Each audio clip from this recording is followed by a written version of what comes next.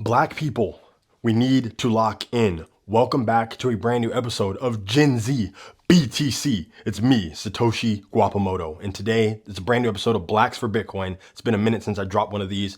I'm going to try to increase the financial literacy of the Black community and elevate their economic status by telling them to save in Bitcoin. I'm going to explain why all this makes sense and how this can help Black people get ahead. All right. Understand Bitcoin's not just for Black people, but as a Black person, I feel some responsibility to try to help my community. Right. So with that being said, let's get into some of the numbers. These are some disturbing facts. All right. First off, wealth gap. Black households typically have the lowest median wealth compared to Latinos and whites. This is according to Washington Informer. I'm going to put up a little bit of info. All my links will be in the description as well if you want to look at some sources. Blacks are at 44K, Latinos are at 62K, and whites are at 285K, right? Financial literacy rates. Blacks are extremely low. We're only at 34%, guys, all right? Whereas whites are at 53%. Black home ownership is 44%, whereas white is 75%. All right, that's Pew Research.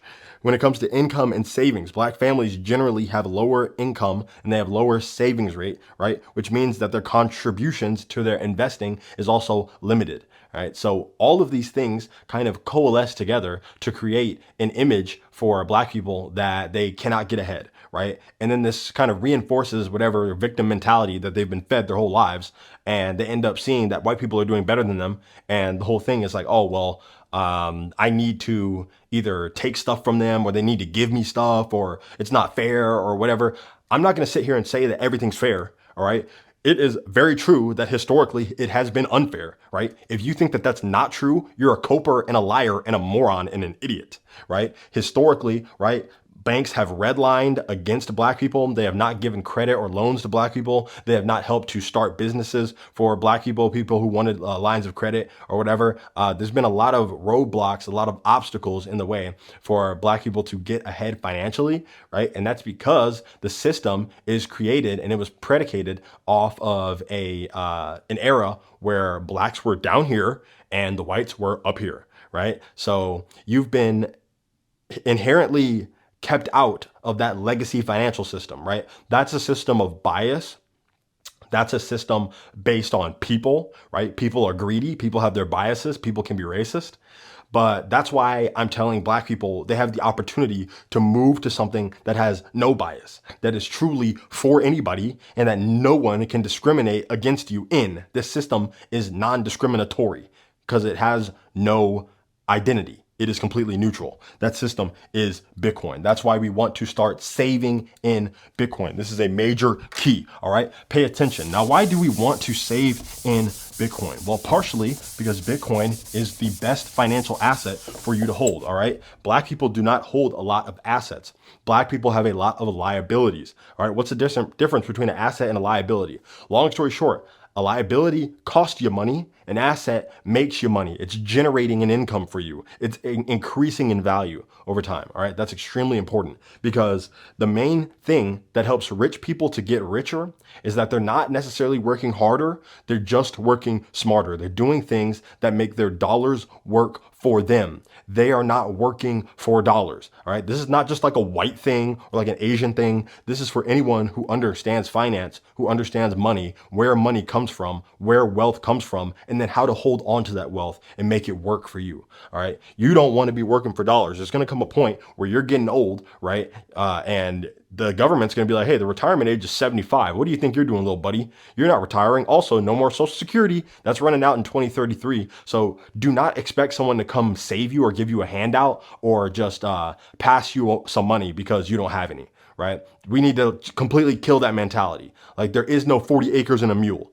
All right. They said they were going to do it. Guess what? They didn't. Let's move on. Let's focus on getting our own 40 acres, right? Let's focus on getting our own stuff. No one has to give us anything. Okay. Those days are over. They're not going to give you nothing and you don't need anything from them. So lock in, take care of yourself. And if you're enjoying this video so far, make sure you like, comment, and subscribe and share it with someone else who might also find it useful or interesting. All right. That's how we get the channel bigger. That's how we push these important messages. That's how we signal to people that there's a change coming and that they can reframe the way that they see life and do something better for themselves. Okay. What is this line right here? This line right here represents broke, all right? This is the broke line. You do not want to be at the broke line. Here's what happens typically when people get a little bit of money, right? Here's your check hitting. Boom, your check hits. And then throughout the week, you're spending money. You're making your little purchases. Some of them are kind of dumb, right? Maybe sometimes you're buying some clothes that you don't really need. You're on watching the channel, what's it called? CVS, not CVS. You know what I mean? Where they're just selling stuff all day. All right. The channel where they're literally just going through products and selling you stuff. Maybe you're scrolling through Amazon. Maybe you're on TikTok shop. You're doing something and you're buying a bunch of junk that you don't really need because you end up not using it in a month anyway. And then your money goes here. Then you got to wait until the next check. Boom, we're back up here. The next check hits. You got bills. Okay. You're bringing you down. And you know what? You want to buy some more stuff, but you ain't got too much money left. So what you do is you get your credit card. And then this is how we go under the broke line. Okay. Beneath broke, you have poor. All right. Now you're making yourself poor, which is not good because now you're in debt. So now you're negative, right? So this is what you owe on your credit card. Let's just say you're minus 100. And now you got to pay that off. There's interest on that, right? So that keeps getting bigger and bigger. You get your check again, boom. But now you barely have any money left to spend before you're already broke. Okay. You're getting closer and closer to the broke line. What we need to do is we need to find some way that we can save a little bit of money and then make the money work for us. This is why we buy Bitcoin. All right. The abbreviation for Bitcoin is BTC. Bitcoin has been going up since its inception. All right. It's doing about 150% compound annual growth rate. Just over the last 4 years. All right. We're looking at 55% compound annual growth rate. Let's lowball it and let's just say that we're at a 25% compound annual growth rate. All right, we're going to go over some numbers. Let's say you're getting your check, right? My chalk is getting really small. You get your check right here.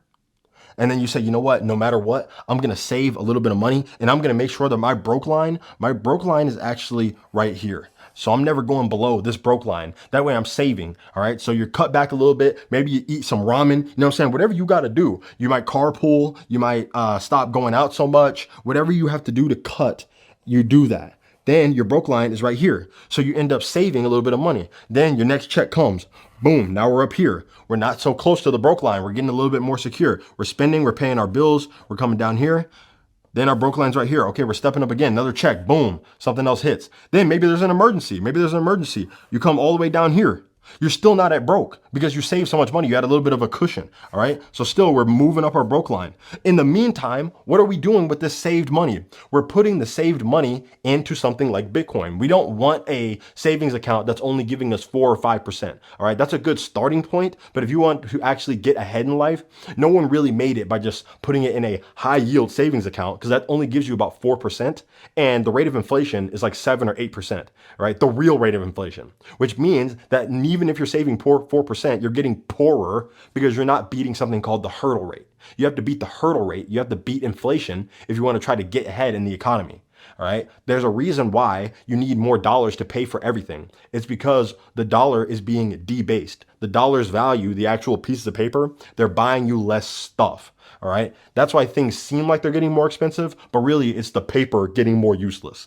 Right. So we want to put our money in something that's better than the paper.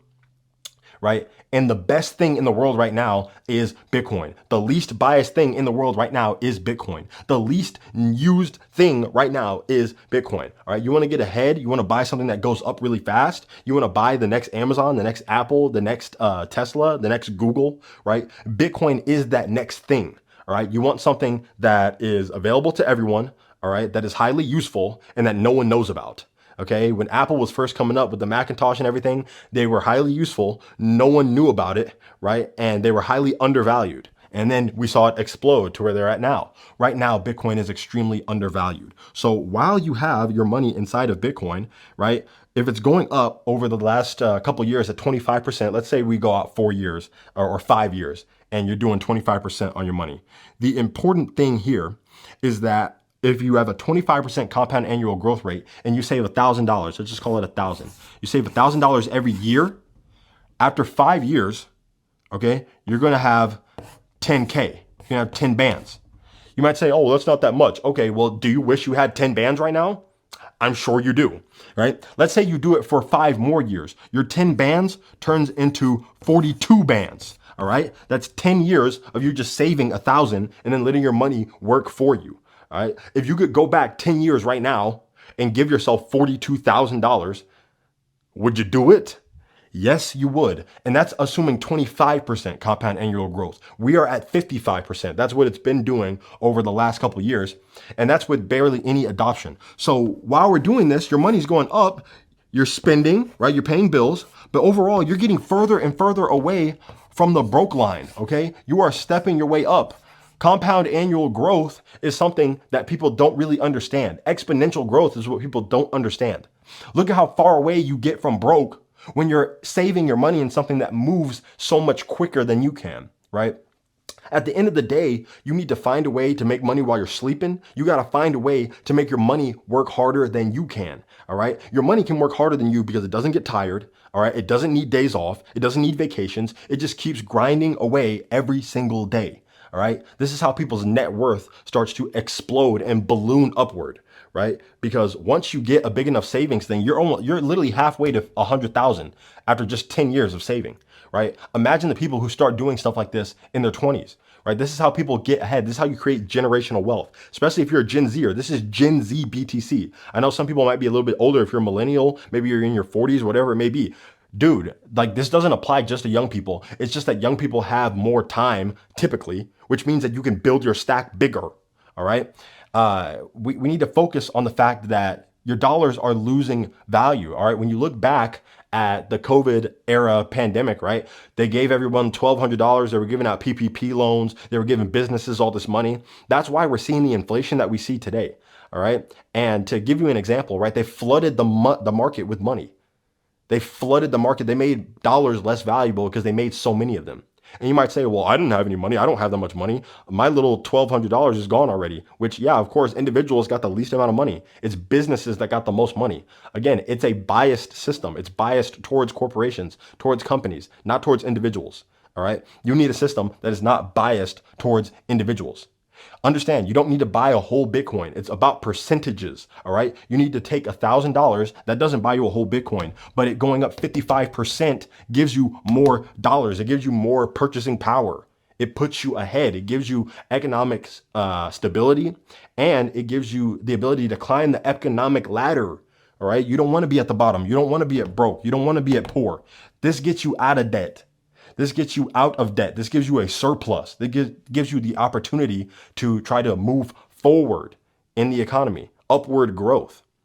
Again, for the example, the problem with printing so many dollars and putting them out there into the wild, right? It's the same with shoes, all right? Why does a pair of like Air Force Ones, white or black, they're only like $90? The reason why is because they're a super popular mass produced shoe. No one really cares. No one really cares. They're not rare. There's a difference between an Air Force One and a bunch of off-white Jordan 4s or off-white Jordan 1s. Those are rare shoes. That's the reason why they're like $5,000, $10,000. Travis Scott shoes, all right?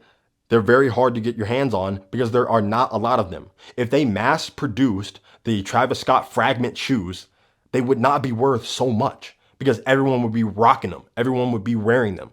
It would just be like a pair of Air Force Ones. They're making 1 million Air Force Ones per day. They're not making 1 million of the Travis Scott reverse swoosh shoes. They're not making 1 million of the off-white Jordan 4 sale. You know what I mean? They're just not making a whole bunch of those daily. They're not mass produced. If they were, then the value would go down because the market would be flooded with the shoe. It wouldn't be that rare. It wouldn't be that cool to see them on someone's feet. You don't stop someone when you see them wearing a pair of Air Force Ones like, oh my God, look at those kicks. No way. Oh my God, that's so rare. Like, no, everyone has them. And if you don't, you can just go buy some for $90. When you're wearing a designer shoe, it hits a little bit different because you know, oh wait, that's a rare shoe. There's not that many of those. That's very interesting. Okay. The Jordan X Dior collab, they only made 5,000 of those. That's why the price is so much bigger than compared to like a pair of Air Force Ones. You flooded the market with Air Force Ones. They're not going to be that valuable. If you flood the market with something, the value of it goes down. They flooded the market with dollars. They printed the most money ever in history. Even if you didn't get some, somebody did. Some corporation did. Some rich person did. Some company did. And that messed up the market for everyone. That's why everything is more expensive. Because once the market gets flooded with money, people have to raise their prices because otherwise they're going to get crushed, right? You have to raise the price of everything because the value of your dollar went down. So therefore the price of everything goes up. That's all there is to it. Please understand that concept. Understand that no one can print more Bitcoin. This is the main thing. That's one of the main drivers for Bitcoin's price going up and up and up. You cannot make any more. So the only way for the price or for the supply and demand to get met is you have to increase the price so that people maybe sell some to the market. But people don't want to sell their Bitcoin because it is the most pristine digital asset ever created. It is the hardest, most scarce asset ever created. We can talk more about Bitcoin in some of my other videos. In fact, I'll put up some title cards for you guys to watch at the end of the video. But essentially, the Black community needs to increase their financial literacy, all right? There's nothing wrong with locking in and staying inside and reading and really understanding what money is, where it comes from, and how you can use that knowledge to get ahead, all right? The smart people are the ones who get ahead, not the people who are just working super hard, grinding like 60 hours a week, right? 70 hours a week. If you sit there and you're like, well, I made my 100,000 from working super hard and breaking my back and ruining my health and sacrificing time with my family. I earned my 100,000. You know what we call you? We call you dumb. We call you a dumb. All right. Like, don't get me wrong. Nothing wrong with working hard, but there's something a lot better about working smarter. Okay. It hits a lot different when you can get the same result as somebody else by doing half the work. All right. And that doesn't mean that I'm cheating anybody. I'm not stealing from anybody. I'm not scamming anybody. I'm just smarter than you. That's all there is to it. You worked with your back and your legs and your knees and your elbows and your muscles. And I worked with my brain. That's it. I worked with my brain. I was able to go to sleep and enjoy my time and get more money than you. You had to go to work and do that, right? You don't want to be that person. You don't want to be the person who has to work extra hours because they're in the negative trying to get back to neutral. You want to be the person who's working just the normal hours or less and still getting ahead of everyone else who's working harder. Work smarter and not harder. Do not let anyone hold you back from that mentality. Okay. Do not let anyone shame you into thinking like, oh, he not outside, or, oh, he don't pop out, or, you know, oh, he just wants to stay inside all day, or he's too locked in. He doesn't come out on weekends. He doesn't want to spend. He doesn't want to splurge. He never comes clubbing with us. Like, lock in. Because guess what? Once you lock in and then a few years later, you can go to the club. You can get a table. You can do bottle service if you want. All right. A lot of the people doing bottle service are fake rich. A lot of people in the club are fake rich. A lot of people out partying are fake rich. Charge their credit card. The weekend's over. Start the weekday again. Back at work. They're pissed off. It's like, oh man, I don't even want to look at my checking account. You know how many people? I can't even start that rant right now. Anyway, if you enjoyed this video, if you learned something, please like, comment, and share. Share it with someone, please. All right. And subscribe because there's more coming. All right. This has been Blacks4Bitcoin. This has been Gen Z BTC. I'm your host, Satoshi Guapamoto. Make sure you guys stay locked in. Don't let anyone shame you into being a brokey. Okay. Because they want you to be just like them. Do not be like them. Do not be like this. Be like this. Lock in. This has been Gen Z BTC. Stack sats or die trying.